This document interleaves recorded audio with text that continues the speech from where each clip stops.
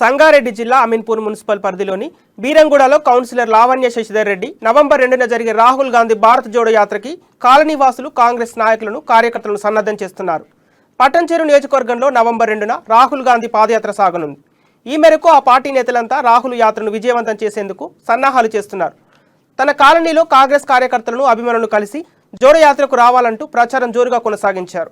తన వార్డు నుంచి దాదాపుగా 2000 మంది ఈ సభకు హాజరయ్యే విధంగా ఏర్పాట్లు చేస్తున్నట్లు కౌన్సిలర్ తెలిపారు.